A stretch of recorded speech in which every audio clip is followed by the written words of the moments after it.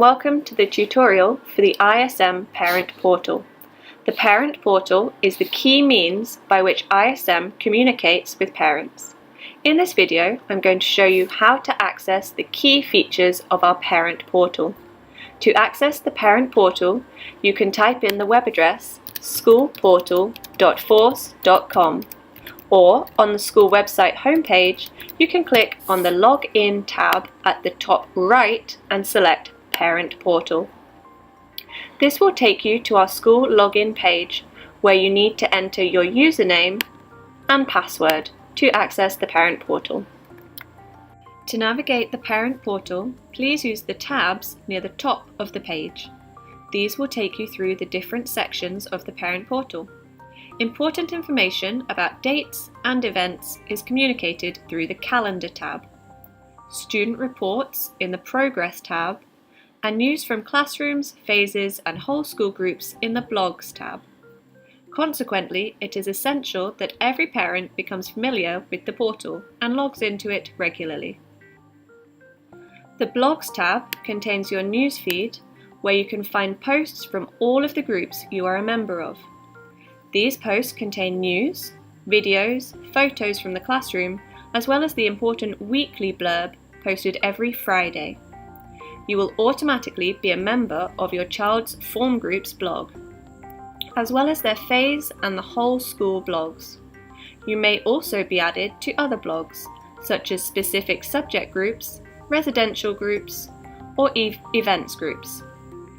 To access a specific group blog, click on the group's link and then select My Groups. A list of all the groups you are a member of will now be listed. To find the most recent post, you can click the Sort Activity link, which will organize your blogs by the date the last post was made. Click on the blog you want to view, and your newsfeed will appear with all posts for that blog only. Here, you can comment on posts, and you are expected to like posts so the teacher knows you have seen it. The next tab we are going to look at is the Calendar tab. It is one of the most important tabs to check regularly, as it contains essential information about upcoming dates and events for the school year. You can organise the dates by pupil, which is useful if you have children in different areas of the school. You can also choose to view events for the following term or the whole year ahead. Dates are colour-coded for quick reference. Term dates are in blue, school events are marked in green, and notices will appear in red. You can filter your dates into one or two categories by deselecting the check boxes next to the categories you do not want to view. It is very important to check the calendar regularly, as it details all of the school events. The next tab we are going to look at is the Progress tab.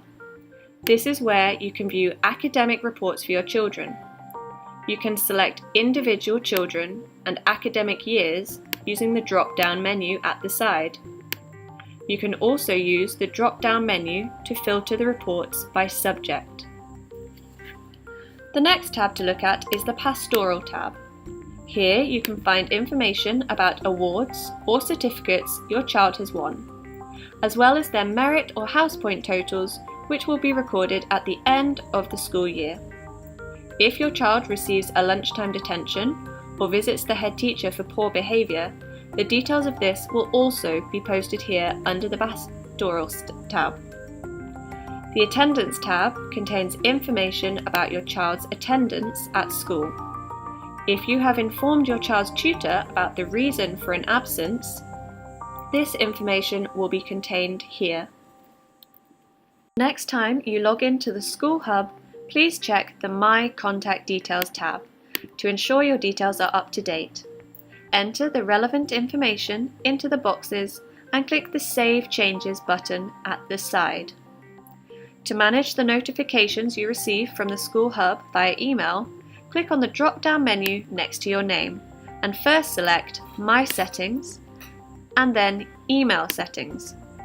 From here, you can manage the frequency of email notifications you receive for each of the groups that you are a part of.